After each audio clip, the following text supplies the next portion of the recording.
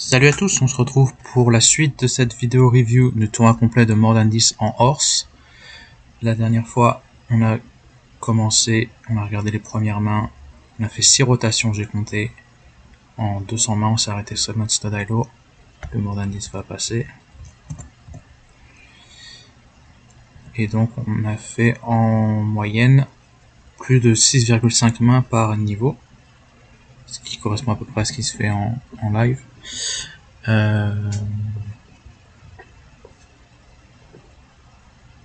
Néanmoins, je pense qu'il y a beaucoup plus de mains jouées en Limit Hold'em que dans les autres variantes, car le Limit Hold'em se joue très rapidement. Donc aujourd'hui, on va essayer d'aller jusqu'à la table finale, et peut-être jusqu'à la fin du tournoi. Car More Than 10 est arrivé en table finale de ce tournoi de Horse. Il a été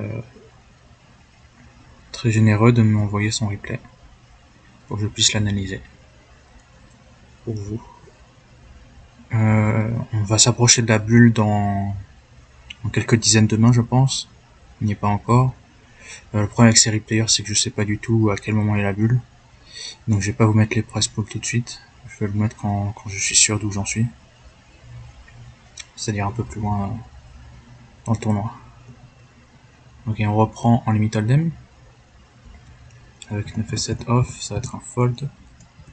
En small blind, en bataille de blind, 6-3 off, en fold au bouton.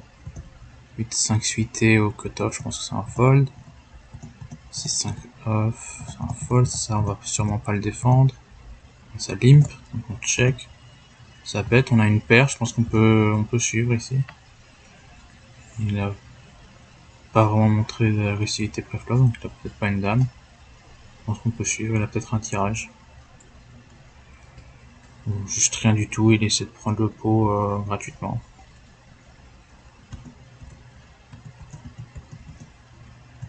Ici on va pouvoir fold. Ici on va pouvoir fold également. Ici contre un open on peut fold. 3-9 off, c'est vraiment pas assez bon contre un open hijack. Il faudrait 3 valets suités, je pense. Peut-être 3-10 suités. C'est peut-être un peu loose. Ok, dame 10 suité ou hijack, je pense qu'on pourrait open ça. Oui, c'est un peu tight. Mais bon, comme je l'ai dit la dernière fois, More Than 10 c'est plutôt tight. Donc ça peut être ok de fold. On a quand même un stack conséquent, plus de 10 big bets. Plus de 13 big bets même.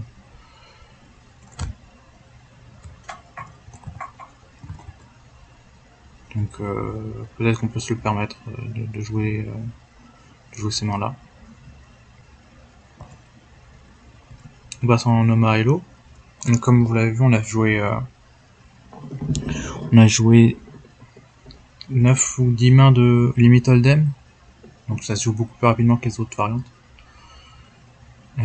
Pour cette raison, moi j'aime bien prendre un petit peu mon temps Limit Hold'em, prendre quelques secondes, même si je connais ma décision déjà, juste pour que le niveau passe un peu plus vite et qu'on joue un peu moins de mains en Limit Hold'em pour qu'il n'y ait pas tant de mains que ça en Limit Hold'em et que par conséquent le ratio de mains jouées dans d'autres variantes augmente. Parce que je pense qu'il y a un peu plus d'edge dans les autres variantes.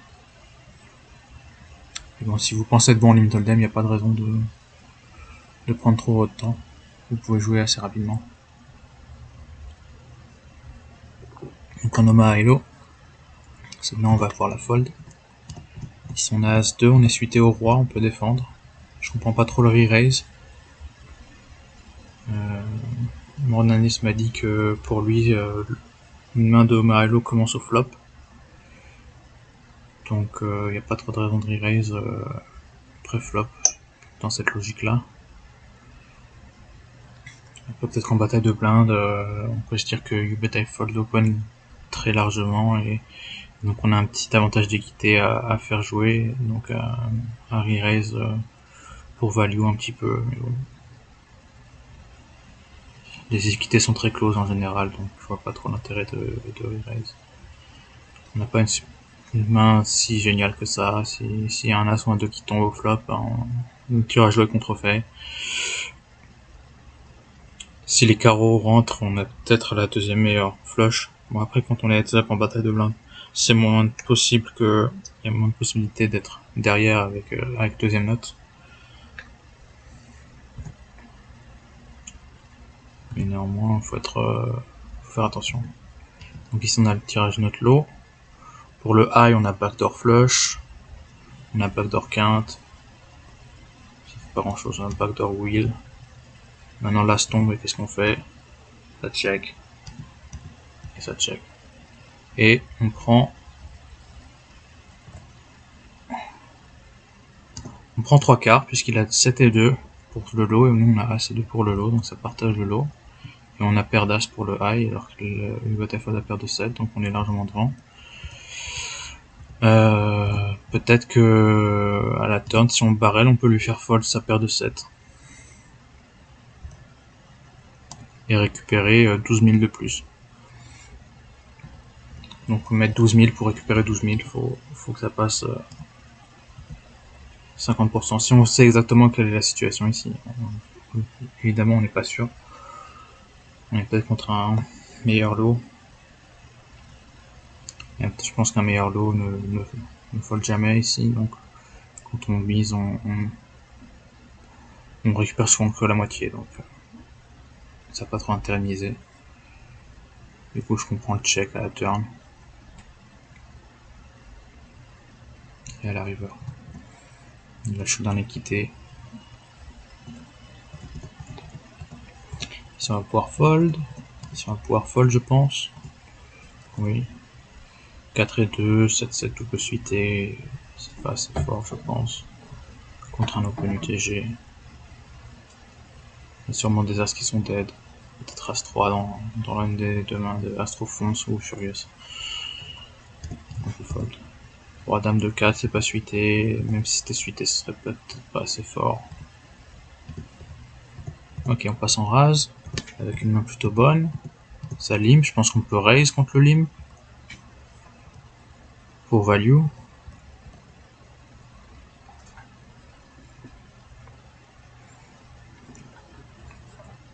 Il y a 2 sets de dead et un 9. De manière générale, j'aime pas limper moi-même en rase, donc je reste tout le temps ici. Donc on peut c-bet sur cette quatrième assez facilement. Et là aussi on peut bet puisqu'on montre pas de brique et l'adversaire montre une brique, donc on se fait jamais raise. Et si on a une brique nous-mêmes, on n'est jamais derrière. Ici on peut bet 8 et 5 et ça fold en face, ça va peut-être pair l'as. C'est assez peu probable quand même. Pourquoi ça folderait ici? Peut-être parce que ça a pairé le 8. Encore une fois, peu probable.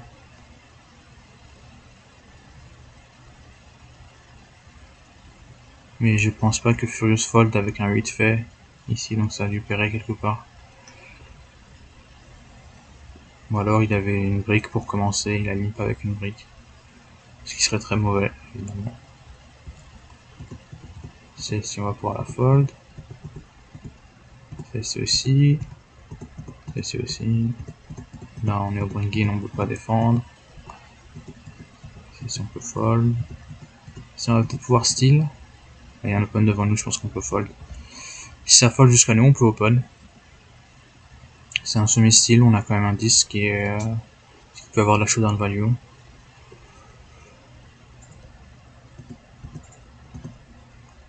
Avec seulement une petite carte à faire passer, c'est jouable. Le style dans cette position. Ok, on passe en stud.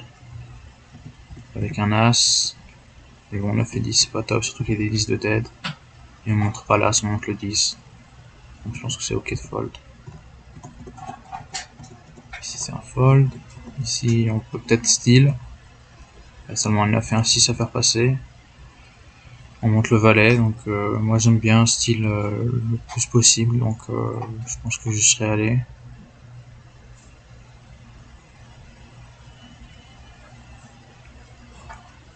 On met 8000 pour récupérer 20 800. Donc ça a besoin de passer 38% du temps.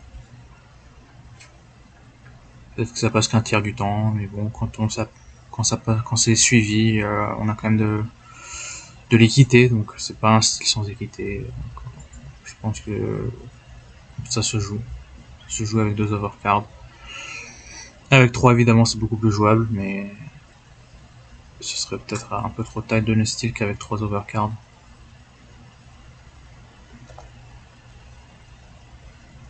Donc ici j'aurais bien aimé voir un style. C'est un fold. Ok, ici il y a un 8 de dead, donc la paire de 8 est pas très bonne, surtout qu'il y a un open du valet, donc là on peut fold je pense. Et ici derrière un limp, je pense c'est compliqué, devant deux dames. On passe en stade high-low, avec une paire de 3, on est contre des as, donc je pense qu'on peut fold. Les as évidemment très très forts en stade high-low, tout comme en Omaha high-low. En revanche un 10 c'est très mauvais, donc ici je pense qu'on peut fold. Très important la carte qu'on a en vitrine dans les jeux de stud.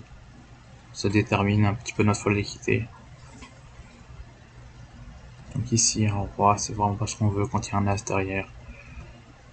Ici roi dame, il y a un as derrière également, on peut fold tranquillement. Ici un open d'un as, on peut fold également.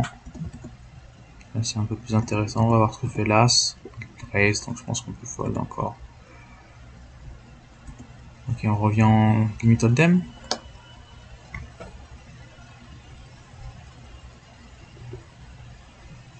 Donc voilà, on a fait une rotation, ça fait un peu plus de 30 mains, donc un peu plus de 6 mains en moyenne, mais comme vous l'avez vu, c'est plutôt 10 en limit hold'em et moins dans les autres. Donc ici on a as dame, je pense qu'on peut 3 bêtes.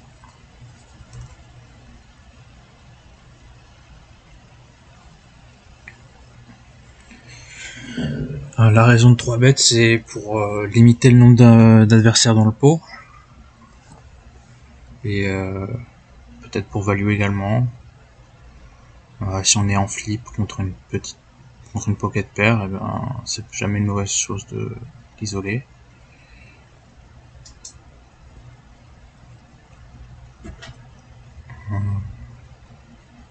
Et j'aime pas rentrer avec un flat. Ça manque d'agressivité et voilà, on risque de jouer un peu multi-way avec as-dame off, donc c'est pas top. Donc à chaque fois que je vais rentrer dans un pot après un open, ce sera avec un 3 bet, sauf depuis la big blind. C'est road to easy qui 3 bet, ça 4 bet avec du bet I fold, et donc là on est certainement dans une grosse rencontre entre ces deux-là. On va pouvoir fold la as-dame. Il y a encore 20 000 à mettre. On va voir ce qui se passe. C'est le bet à fold qui bet, pardon, je suis zappé. La fold qui bet tout le long jusqu'à la river, et il avait les rois contre as valet, donc voilà. 3 bêtes as valet ici quand il y a déjà une personne qui est rentrée.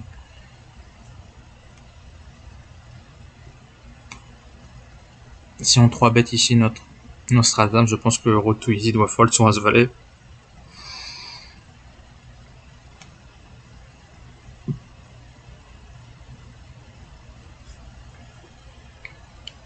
Mais on peut dire qu'as valet c'est le bottom de la range de 3 bêtes contre le TG.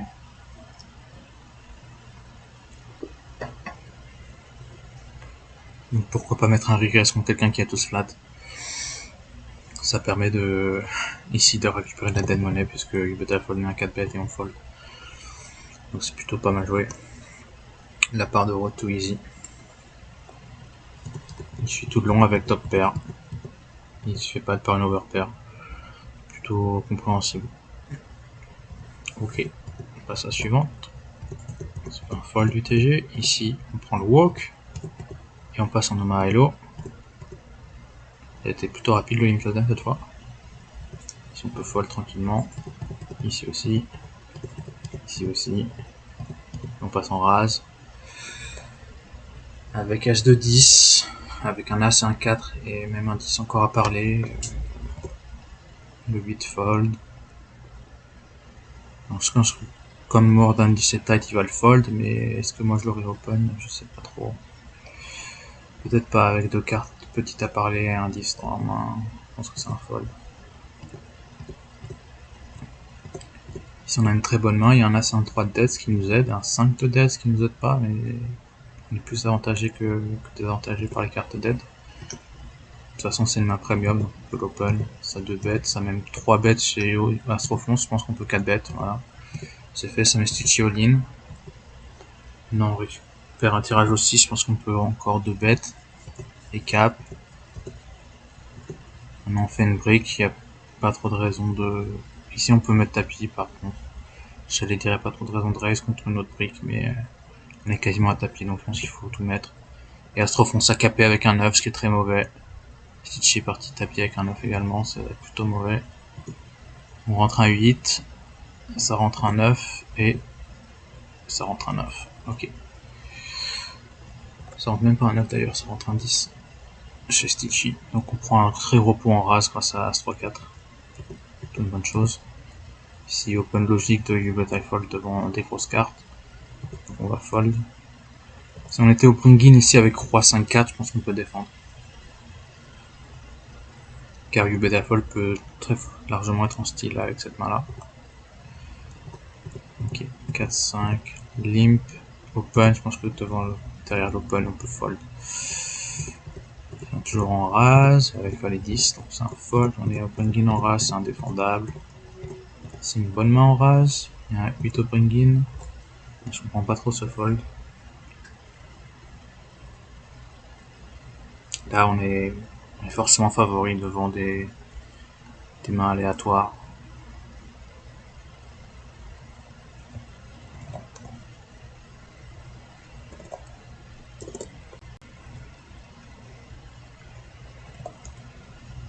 On a peur des hauteurs 6, mais bon, on a quand même une bonne main de race. Donc, je comprends pas du tout le fold.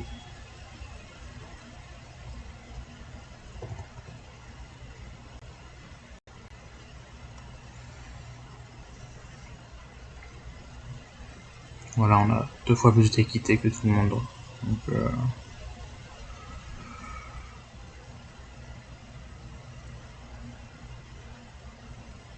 je suis vraiment quasiment abasourdi par ce fold. C'est beaucoup trop tight. On a 3 cartes en dessous du bring-in qui est un 8. Donc on doit open. On va essayer de voir ce qui se passe. Et si ça devrait fold chez Furious. Ok. Bon, c'était beaucoup trop tight ce fold, je pense. Passe en stud. Ça limp, ça raise chez UBET fold. On va pouvoir fold. Ici on fold devant l'as. Derrière l'as, pardon. 4, 5, 7 avec un 7 de dead. C'est le valet qui est open, donc on va pouvoir fold. Ici on pourrait steal. On a 3 cartes, 3 overcards. Donc à mon avis c'est assez facile de steal ici. On le fait pas, dommage. On va pas avoir de showdown. On voit Rotoizy qui abandonne, donc il était peut-être en steal justement. Qui était pas une mauvaise chose à faire. Ici l'open du 9, on n'a pas une bonne main. Ici paire de 7 à kicker A, c'est un autre as de tête, je pense qu'on peut y aller. On a peur que de la dame et de Rotoizy, mais on bloque cette paire d'as. Et on a 9 big bets.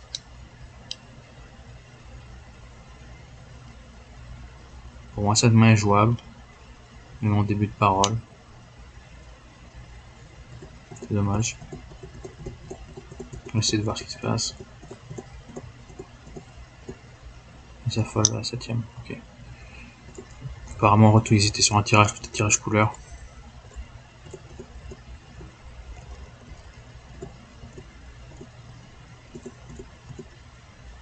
Ici on peut fold. Ici on peut fold, il y a vraiment des grosses cartes derrière. Passe en Stadailo. Avec le valet on n'est pas très content, il y a 2 petites cartes encore. On montre le 3. Si on montrait l'as ici, peut-être qu'on peut steal, mais même ça me paraît compliqué avec 2 petites cartes derrière et plus le bring-in. Je pense qu'on peut fold début de parole. Ici par contre on est en position de steal si ça fold jusqu'à nous, donc c'est totalement différent. J'aimerais bien mettre un raise contre un limper. car je respecte pas vraiment les limps. Pour moi, ça veut dire une range faible. Donc c'est quelque chose à exploiter. Ici, pas une bonne main. Ici, pas une bonne main non plus au wing-in. 8-7-3, ça peut être intéressant, mais le problème c'est que c'est une main de rase.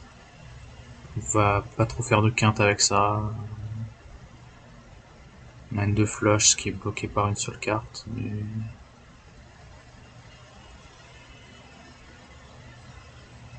il y a un petit bloqueur sur les paires. Donc je pense que c'est peut-être un peu trop léger à jouer ce 8-7-3. Le problème c'est qu'il y a un as derrière, surtout.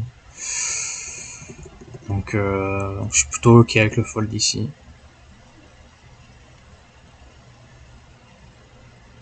On va voir si on a un showdown. As-3 4, As-3 roi, c'est vraiment une bonne main de style pour too easy. Ça a défendu avec valet 6-5, ce qui est vraiment pas bon du tout.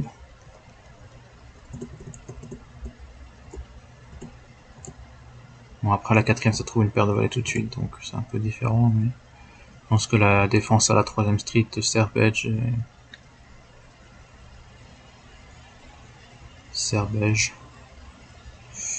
plutôt mauvaise.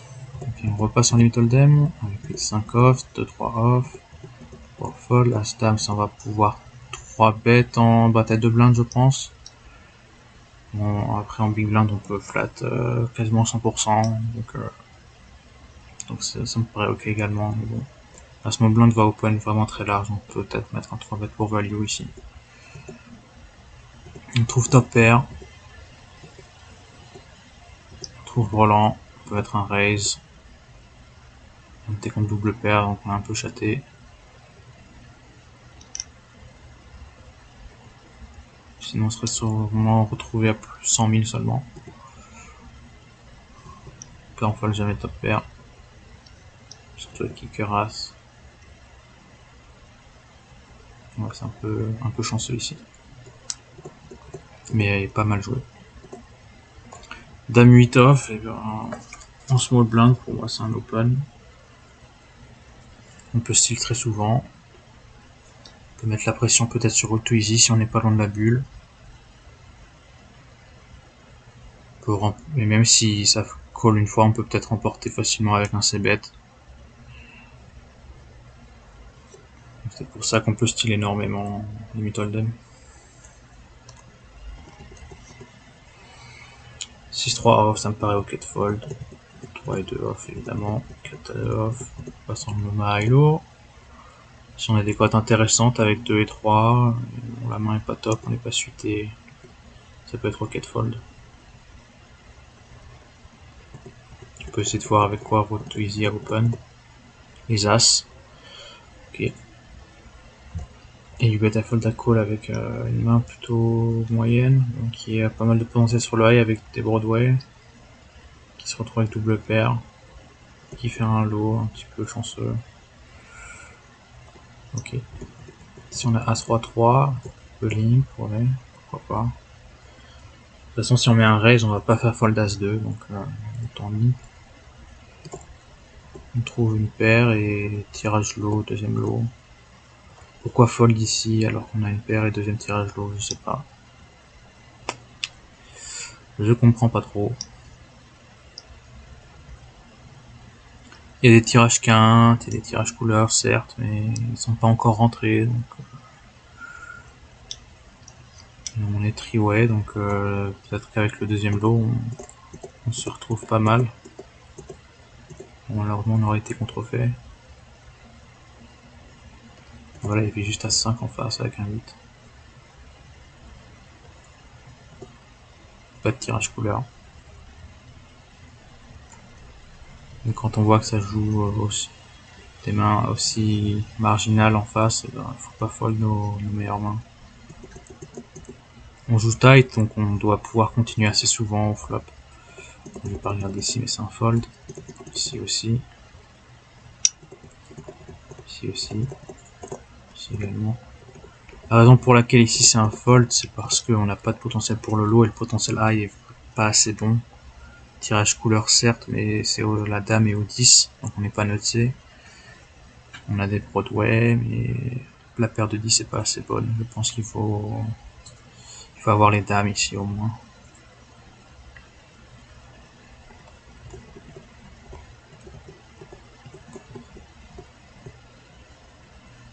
C'est 3 bêtes, donc on peut fold. Sinon, on aurait peut-être pu call. Car on a une très bonne cote et on n'a jamais une très mauvaise équité. Si on peut fold, on passe en rase avec une bonne main. On peut 3 bêtes. On peut 2 bêtes, je veux dire.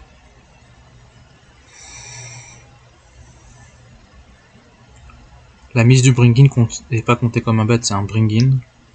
Et le premier bet, c'est celui de beta fold. C'est pour ça que j'ai 2 bêtes si on re-raise ici. Mais on se contente de call. Je suis pas tout à fait d'accord. Ici, beta fold peut être en style. Donc on a de la value à mettre un re-raise. Avec le meilleur tirage 7. Ici on peut continuer tranquillement. On va jamais fold. Maintenant on est le pot est suffisamment gros pour call encore une fois et on va voir si ça touche un 7. On va call sans problème.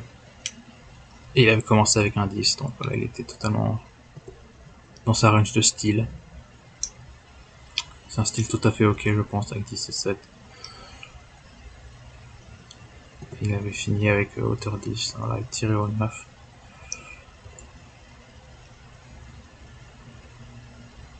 Il avait un bien meilleur tirage, donc on aurait pu value à plusieurs moments dans cette main. Si on savait qu'il était en style. C'est quelque chose qu'il faut bien pouvoir repérer chez les adversaires, s'ils vont style ou pas. Certains ne le font pas. Donc c'est important de repérer ceux qui le font et de pouvoir exploiter ça.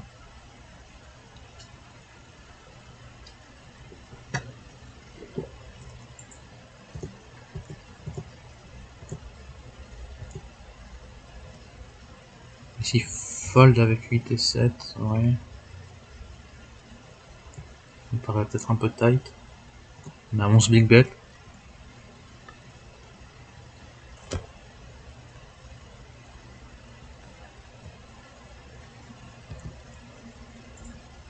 me paraît un peu dommage de fold ici, une main qui est pas trop mauvaise avec un as de dead.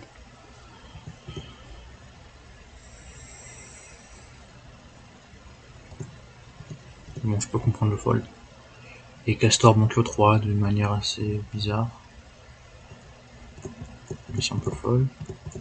Ici également. Ici on pourrait style, mais il y a un open devant nous, donc on la fold. Je pense que Mordanet ne serait pas style de toute façon. Ici un fold, 3, ici on va pouvoir fold, on a plusieurs joueurs.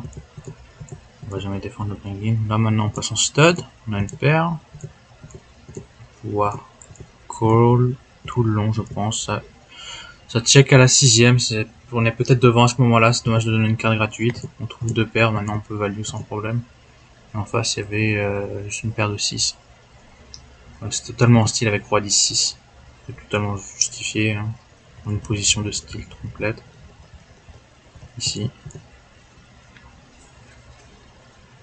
Je suis pas contre Raise Any 2 ici du côté de Castor.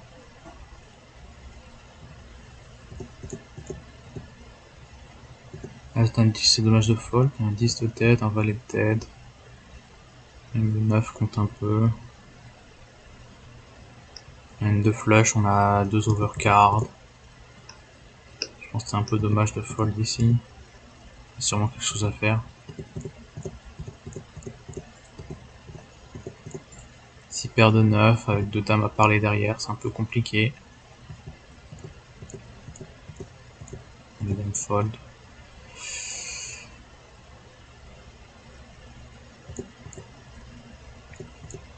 Ici on peut fold, ici on peut fold sans problème. As, dame, valet, là on peut peut-être jouer quelque chose. On a c'est un dame de dead.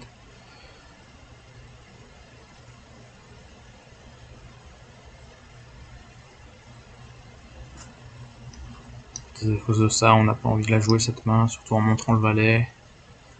On peut se faire re-raise.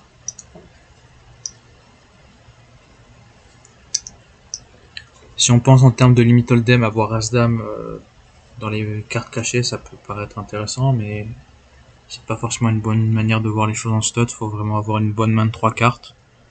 Ici, c'est le cas avec le valet, je pense. Et une 2 flush. 2 cartes pour la flush.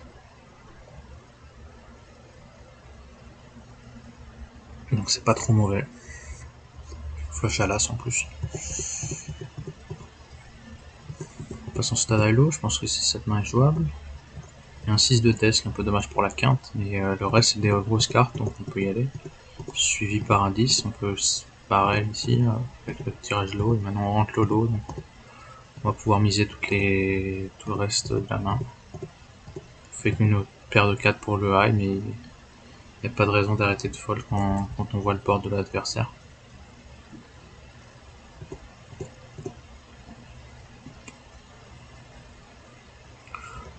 Voilà, As-Dame 10, ça peut paraître une bonne main de stud, mais en stud high-low, c'est vraiment pas bon contre une petite carte. Je pense que ça va j'aurais dû fold tout de suite. Parce que là, il colle tout le temps tout le long pour split. C'est jamais une bonne chose de call pour split. Et là, mort d'un 10, c'est en free roll complet s'il trouve un 5. Même s'il trouve un... Il pourrait être sur les tirages cœur également. Malheureusement, il ne trouve pas un 5, mais voilà, on se fait totalement free roll par le joueur qui a le lot. Donc quand on a une main high only, ben, faut faire très attention.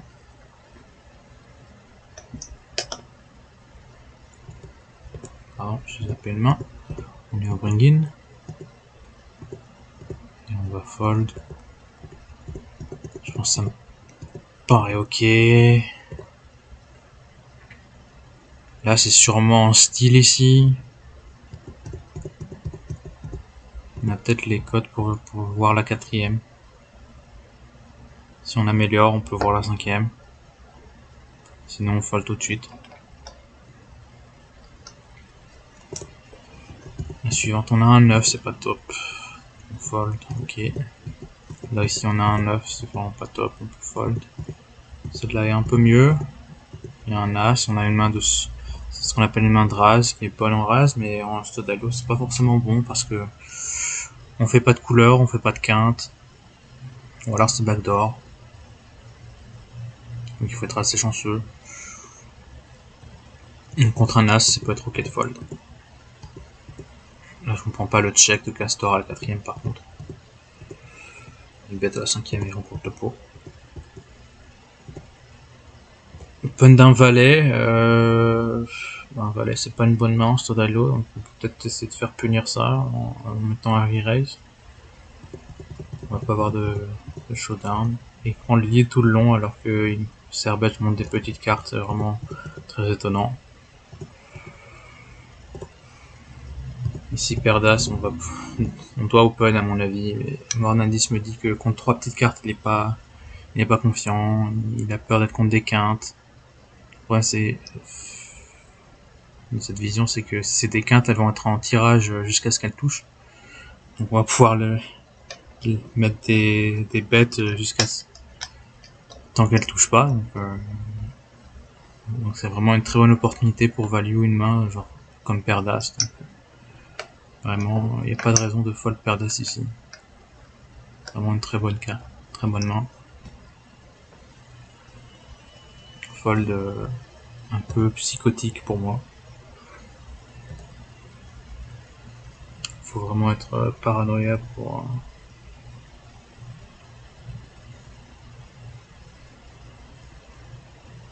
fold ce genre de main contre des petites cartes.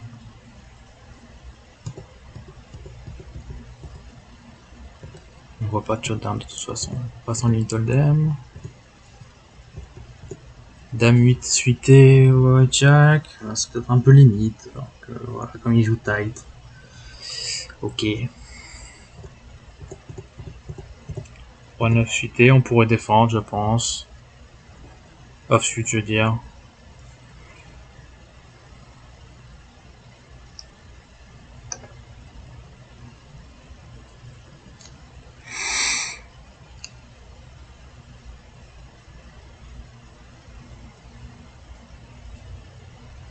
Et bon, il joue tight, donc pourquoi pas.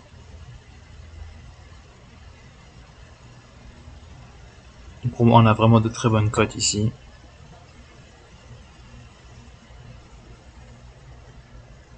Il faut mettre 30 000 dans un poker à faire 180 000, on a besoin de gagner une fois sur 6.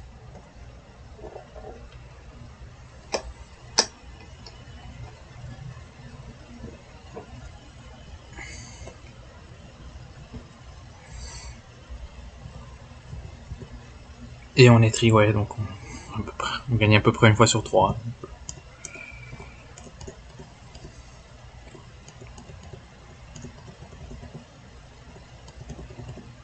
Je passe rapidement sur les mains qu'on fold. Oui, ici on fold. Pas logique. Si on peut défendre, je pense que je ne mettrai pas un 3-bet par contre. Mais bon, là, le joueur en face est short stack, donc on le met à tapis. Pourquoi pas. Et il double. Ok. Ici on va pouvoir fold. Ici on peut jouer, oui.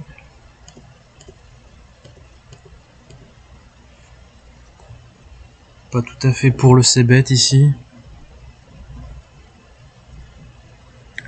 La raison que Mormanis m'a donné pour ce c-bet, c'est que ça flop touche pas trop les ranges adverses.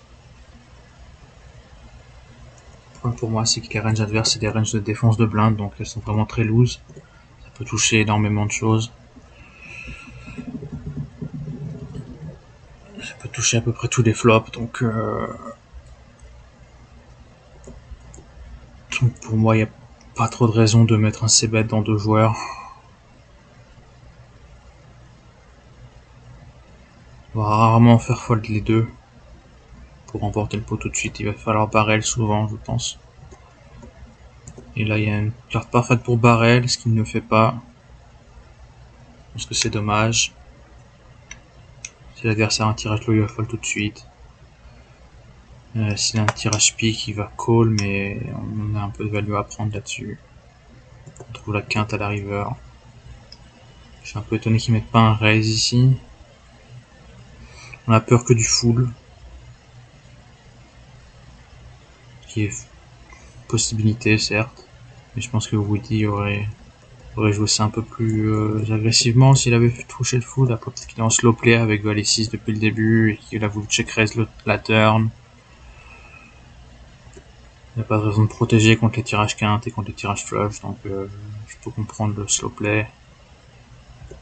Là, pour le coup, il avait juste une paire. Et il était en bluff complet à la river.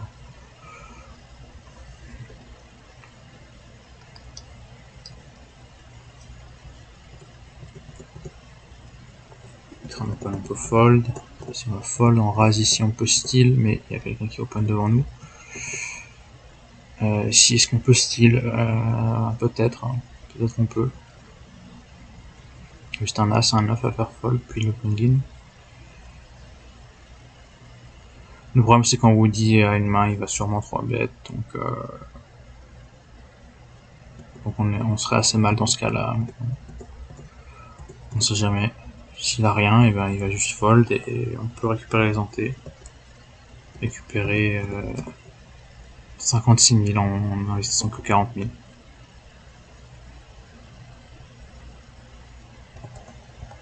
Donc il faut que ça passe à peu près 41% du temps.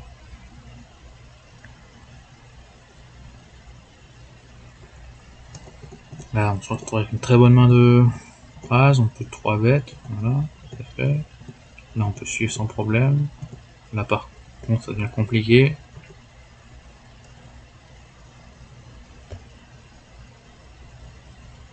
On doit mettre 80 dans un pot qui va faire 536. On a besoin de 15% d'équité.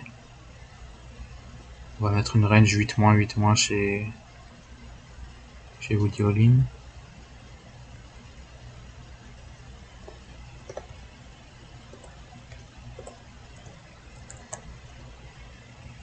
Le trou choix 6 et un 3. On a As 4, 2, Dame 10. Et les cartes dead. Ça peut être important. 5, 9 et valet.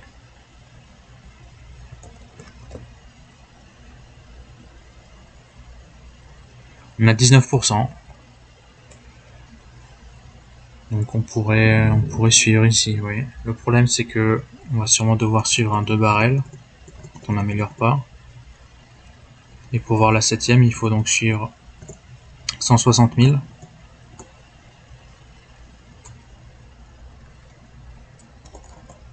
Dans un pot qui va faire 696. Donc on a besoin de 23% d'équité. Donc c'est un peu close entre la cote directe et qui est bonne et la cote l'implied odds qui est plutôt mauvaise. Donc à la 5ème, il faut décider si on va chercher le runner ou pas. On ne touche pas, donc fold tout de suite.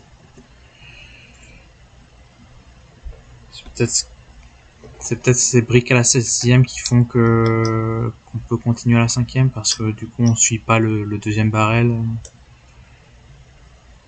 le deuxième gros bet. Bon, donc on a mis que 40 000, 80 000 je dis. Pour essayer de toucher tout de suite. Le problème c'est qu'on réalise pas notre équité.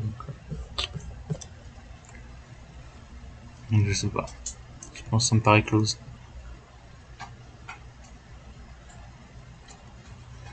Peut-être que si on avait un peu plus de protection contre les perches et un peu moins d'out tête du côté de Woody All-in, là il nous bloque 3 out.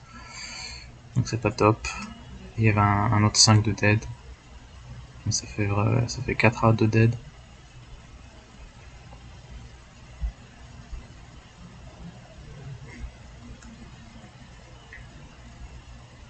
Donc c'est pas génial. Si vous vous demandez ce que j'utilise pour faire les calculs d'équité, c'est un logiciel qui s'appelle ProPoker Tools Odds Oracle, que vous pouvez télécharger en ligne. Vous cherchez ProPoker Tools et vous pouvez le trouver sans problème. Il y a une licence qui est donnée gratuitement sur le site et des aides pour la syntaxe.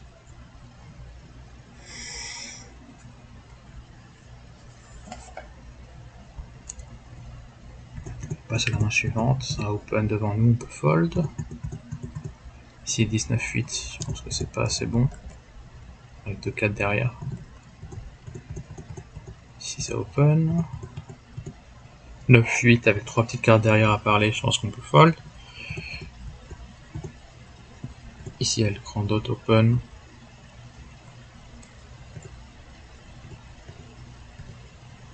À partir d'ici, je pense qu'on se retrouve en demi-finale. Je peux vous montrer les price pools. À partir de la 12e place.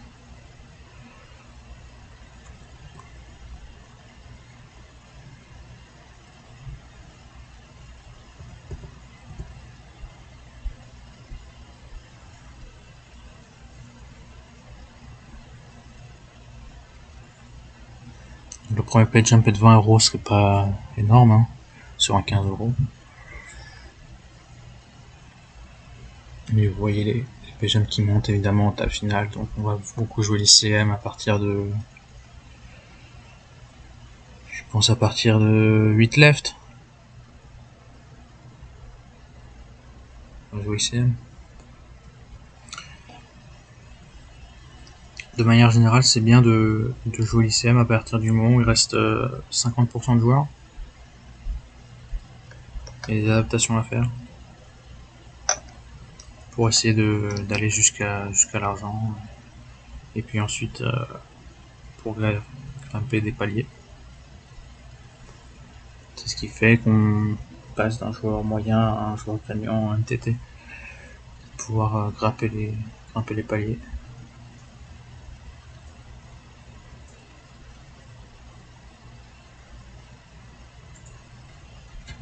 Ok. Donc, a priori on n'est plus que 11, voire on doit être plus que 10, puisqu'il y a un joueur qui est parti de notre table pour rejoindre l'autre table, parce qu'elle devait avoir un joueur en moins. Donc on a sûrement grappillé un palier déjà.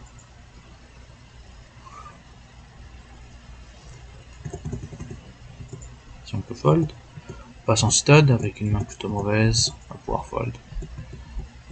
Ici open d'un as, on fold. Ici paire de 5 avec une dame en kicker. C'est pas top, on préfère jouer des grosses paires bien plus que des petites paires en stud.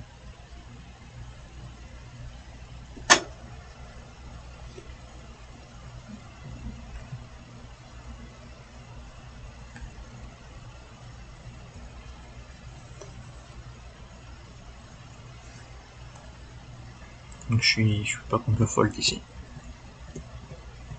4, 5, 7 avec 2, 6 de dead, ça c'est injouable.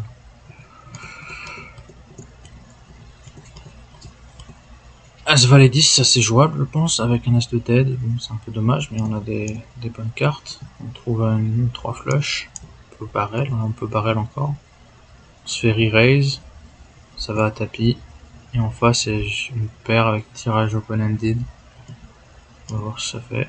Et ça touche pas en face. Donc on double. C'est plutôt un bon spot pour double up, je pense. Bon spot de style. Ça défend avec paire de 3. Ça touche 2 bonnes cartes. Bon, nous aussi, on a touché plutôt des bonnes cartes. Donc barrel. Donc là, c'est vraiment un flip. Ça break une fois.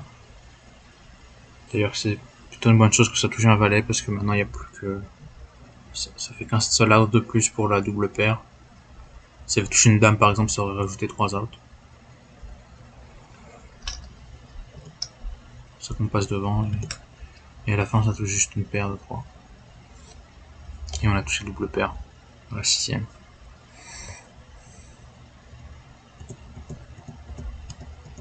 Si on peut fold. Donc là on se retrouve avec un tapis plutôt conséquent, 7 big bet. El grand dot a l'air d'être chip leader avec 13 big bet. Peut-être qu'il y a quelqu'un avec plus dans l'autre table. Ça donne un walk. Ici paire de 10 contre un open d'une dame. Le kicker 5 est pas bon. 2 flush bloqués par le 2 et la dame de cœur. Je pense que c'est ok de fold. Surtout dans une situation ICM. Et on se retrouve à post analphabet X sur cette main. Il y avait pas grand chose. Bon, il était bring in et il avait plus grand chose à mettre. Donc ok. Et on passe en stade à l'eau avec une main pas trop mauvaise. Surtout qu'il y a une dame et un 9 derrière à parler, donc on est plutôt en bonne position.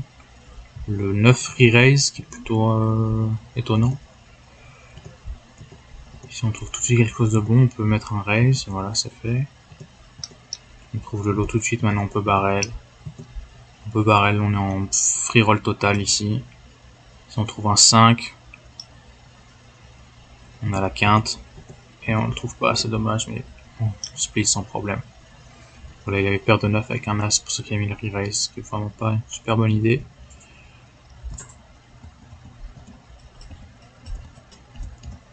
As dame 4, on prend le walk.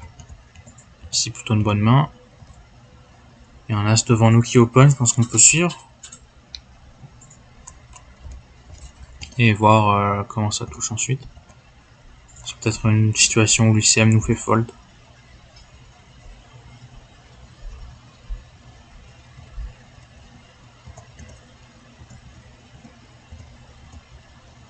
Si on peut fold, ici on a plus une bonne main. Avec l'as, ça rend la main très bonne. Je suis pas tout à fait sûr du barrel à la 4ème. Parce qu'évidemment quand Robin touche un K, c'est très bon pour sa range. Il y a peut-être Broland maintenant. Nous on a juste un tirage 8-7 pour le lot. Il va peut-être pouvoir trouver un lot backdoor meilleur que ça. On trouve le lot tout de suite, donc maintenant on peut barrel. Voilà, maintenant à ce moment-là on est un peu perdu. On touche la paire d'as. Donc soit il a double paire ou Broland et donc il n'a pas de lot. Donc notre lot 8-7 est devant. Soit il a trouvé le lot et il a juste une paire. Donc notre paire d'as est devant. En tout cas on est devant sur une moitié du pot à chaque fois. Donc on peut barrel je pense. On améliore notre lot maintenant, donc on peut continuer à barrel. Et en effet, il avait trouvé double paire. Et il trouve un lot Non, il trouve pas de lot à la 6ème, il trouve un autre double paire. Il fait 3 paires, donc il peut pas avoir de lot. Donc on prend la moitié. Ici paire de dames avec 2-10 derrière à parler, je pense qu'on peut open. Je pense que c'est quelque chose qu'il a pas trop fait attention, quelles étaient les cartes derrière à parler. Il aurait pu open. Peut-être qu'il aime pas trop les paires en stud high low. Les paires hautes.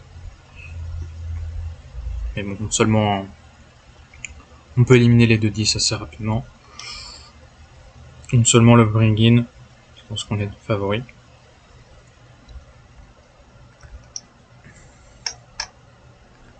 Alors on peut faire une petite recherche tout de suite.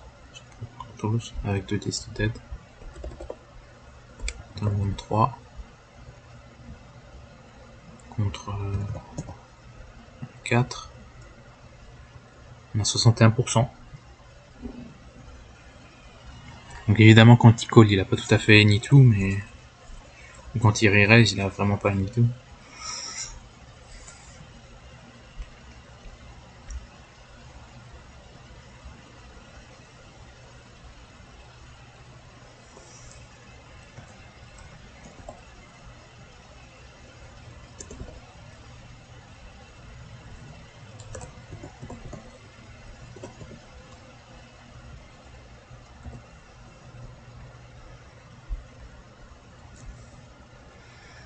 Et bon, je pense qu'ici on peut open, c'est plutôt une erreur, je pense, de pas open. Ici on peut fold. Paire de 9 avec un as kicker, c'est pas une bonne main, donc là plutôt un fold. Ça me paraît ok. On est peut-être plus que 8 maintenant. Ici avec le roi, c'est compliqué de style. Il y a 2 petites cartes derrière. On peut faire des backdoor low.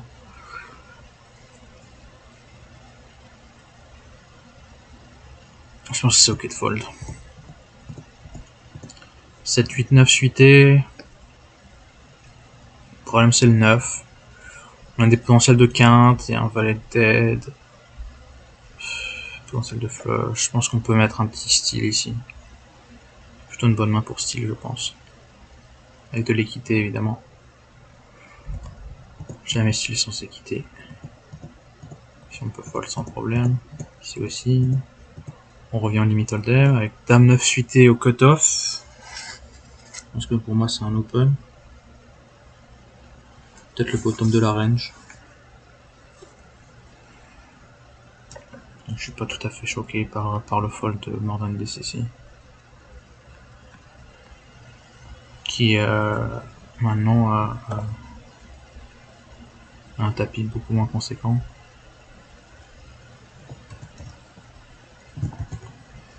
Moins de 6 big bet.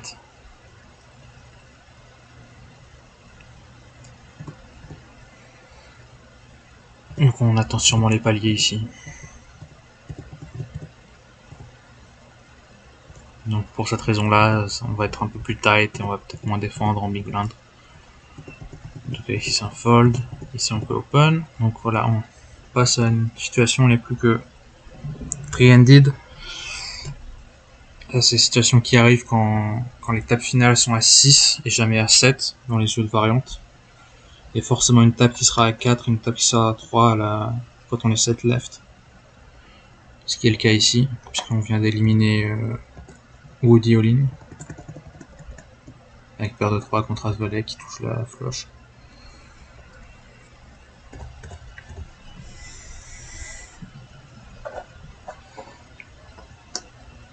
Donc quand on arrive à une demi-finale, il faut pouvoir jouer tri-ended.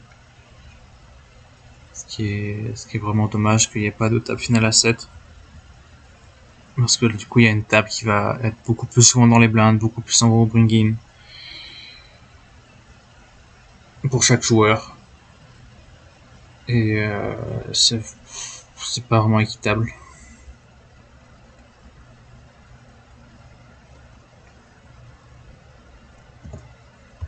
Si Robin suit, on va se mettre sans problème.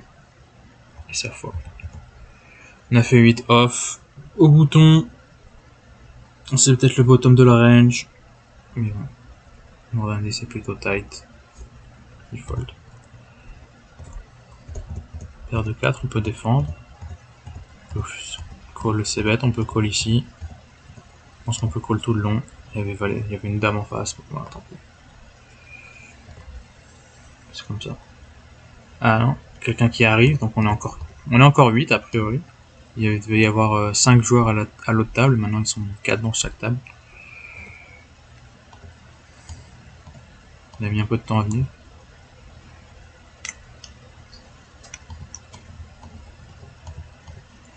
Puis on peut passer.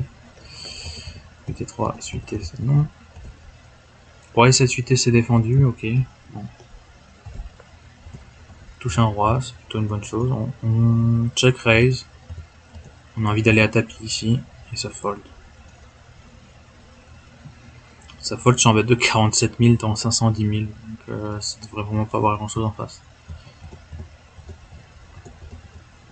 On va hello maintenant.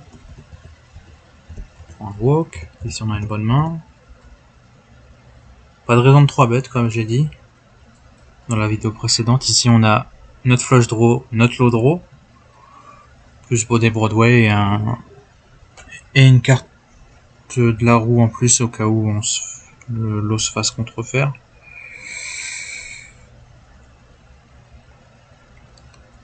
Donc ici on a envie que Tête Coup rentre dans le pot avec un tirage pique moins bon, avec un tirage low moins bon, et prendre des jetons dans les streets suivantes.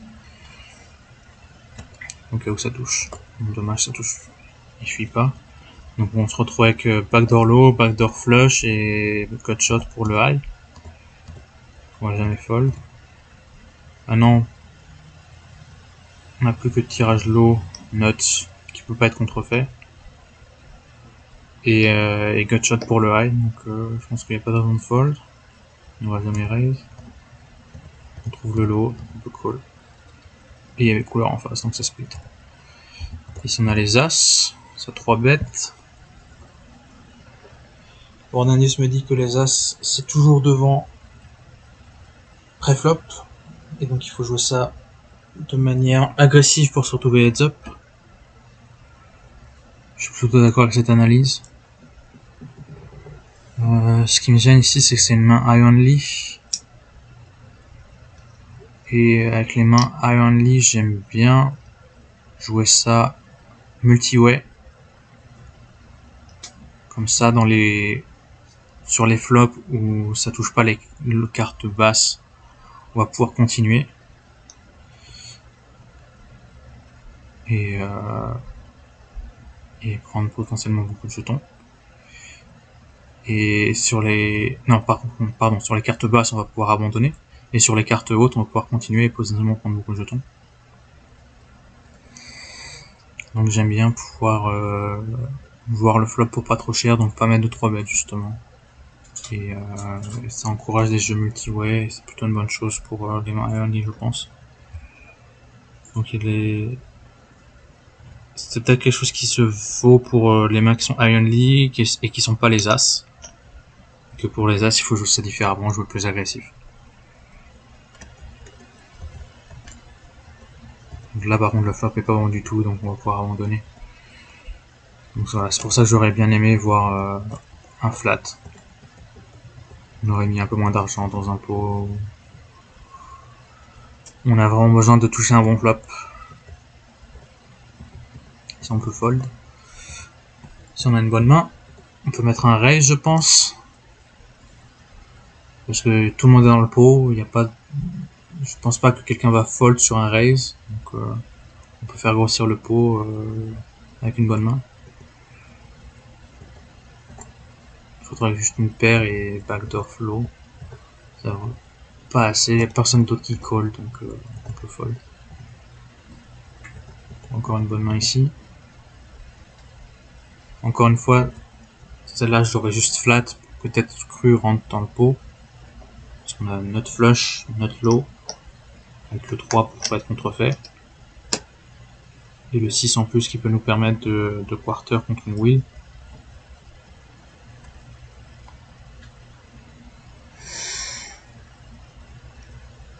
Si par exemple le flop vient 3, 4, 5, et ben on a une 15 supérieure à la wheel grâce à notre 6.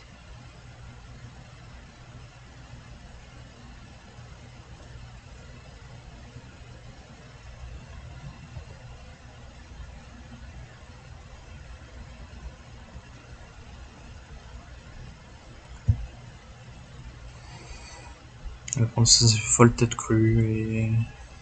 Bon, peut-être qu'on est en value contre elle grand dot. Mais... c'est pour aller à tapis plus rapidement également.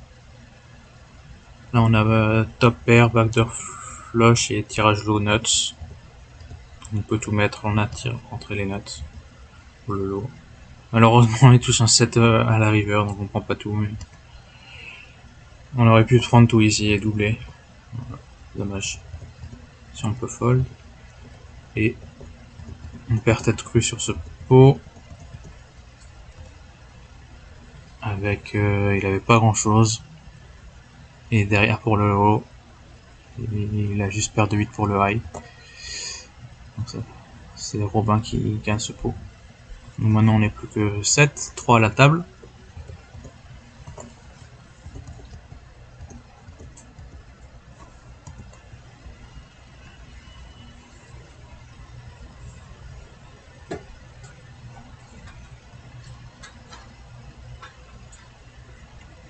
On approche de la table finale. Je pense que je vais aller jusqu'à la table finale et m'arrêter là pour cette vidéo. Peut-être que je ferai une autre vidéo pour la table finale. En tout cas, je vais vous mettre le lien du replay de la table finale avec toutes les cartes dévoilées dans la description. Et on va essayer d'arriver jusqu'en TF. Ça open chez un grand dot ici. Bon, ici on doit être le short stack, c'est peut-être pour ça qu'on se dit il n'y a plus besoin d'attendre les paliers, c'est nous le prochain à sauter. Donc, avec moins de 3 big bets, on peut call, on peut se défendre. On rentre deuxième note low avec 2 et 5. Le note low ici c'est 2 et 3. On a quelques tirages, quinte possible. C'est un 3 qui tombe. Et on a une paire. Donc on suit, ça check. Ça va à tapis et on split avec le lot. En face il y avait paire d'as. Donc on était pas trop mal.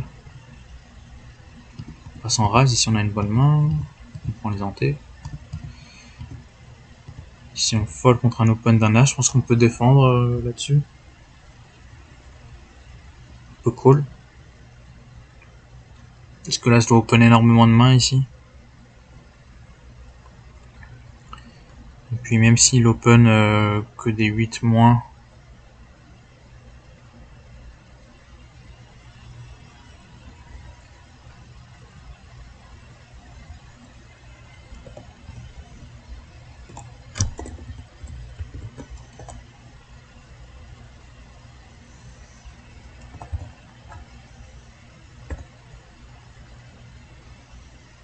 on a 40%.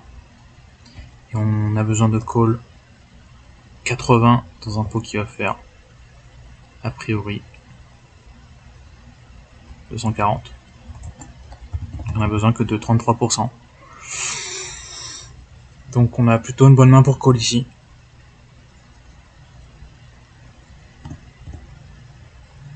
Dommage. Ici on pourrait open. C'est un fold, dommage. Peut-être qu'il joue plus tight maintenant qu'il est plus short stack. Il y a peut-être quelqu'un qui est plus short que lui. Donc il attend sa bust à l'autre table. C'est plutôt une bonne idée d'ouvrir la deuxième table quand vous êtes en demi-finale. Pour voir ce qui se passe. Peut-être observer et prendre des reads sur les joueurs qui sont à l'autre table. Pour exploiter ça en TF. Si vous y arrivez. Ici on va pas pouvoir défendre évidemment. Ici avec un roi ça me paraît beaucoup plus compliqué d'open. Ici c'est compliqué à défendre. On peut se calculer rapidement. On va donner any2 à El Grandot là-dessus.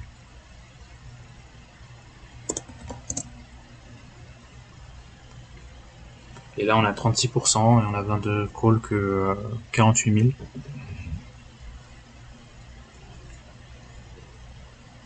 Donc on a les codes pour défendre contre any2. Donc j'aurais bien aimé voir un call ici. Et évidemment si on n'améliore pas tout de suite on peut fold rapidement. On peut fold. Donc c'est un peu le problème des défenses de point game, c'est qu'on ne réalise pas totalement notre équité. Donc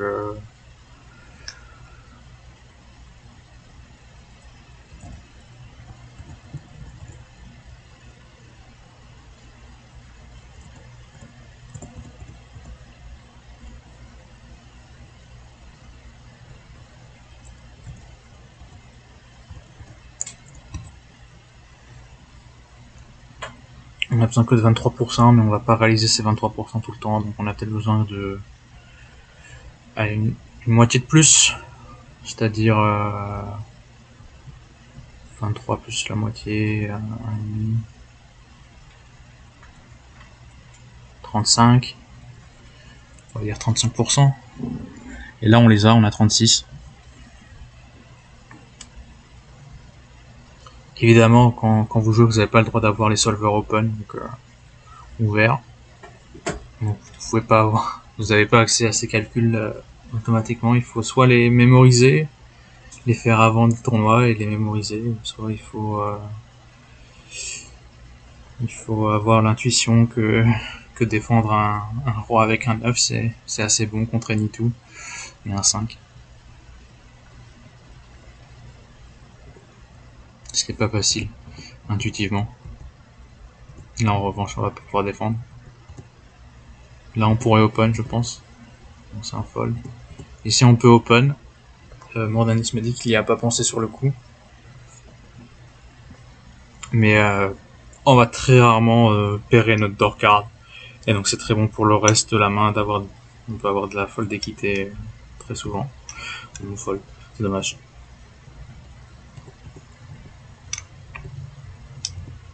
Ici encore on peut open, voilà c'est fait, plutôt une bonne chose. Pour une fois on le voit open un 10, c'est peut-être parce qu'il est très short maintenant, donc il se permet d'élargir. Il met 80 pour gagner 160. Ça vient de passer une fois sur deux. Mais surtout s'il remporte le pot, il passe de 185 à 265. Donc quasiment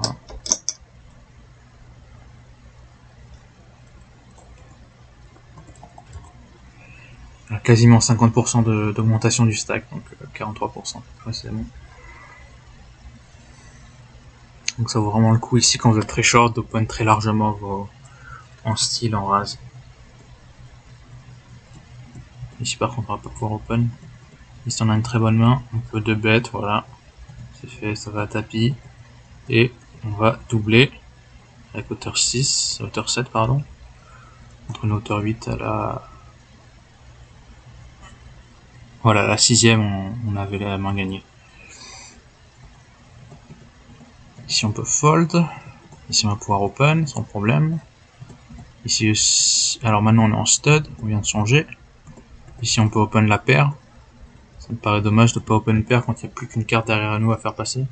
Et le bring in. Donc voilà, c'est peut-être parce qu'il se dit qu'il y a quelqu'un de plus short à l'autre table et donc il attend que ça bust en face.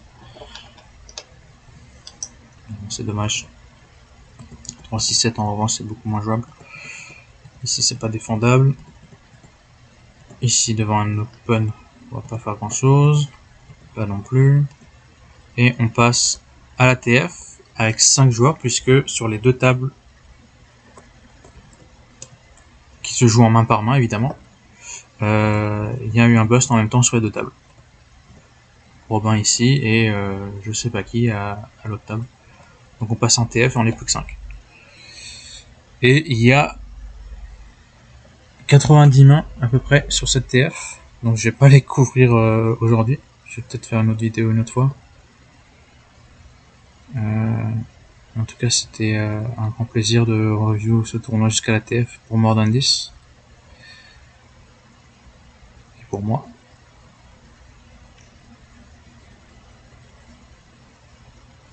On démarre la TF short stack. Avec un prochain palier à 120 € et quelques. Et donc en étant short stack, on va pouvoir jouer un peu plus loose pour essayer de doubler. Parce qu'on a un peu moins de pression ICM. C'est plutôt les middle stack qui ont la pression ICM comme The Player, Razor's Edge, même Castor, quand on voit que le grand dot est largement chip leader. Donc Castor a encore plus de 10 big bets, donc il peut se permettre de jouer encore pas mal de mains. Mais Castor, pardon, The Player et Razor's Edge doivent faire attention. Et le grand dot peut jouer vraiment très loose, voler beaucoup de pots, faire parler son gros stack. notamment dans les jeux de stud et limit hold'em, qui avantagent les gros stacks. C'est un peu différent stud high-low en Noma high-low, jeu qui avantage plutôt les petits stacks. Bon, je vous dis à une prochaine fois pour une vidéo, et bonne chance aux tables. Salut!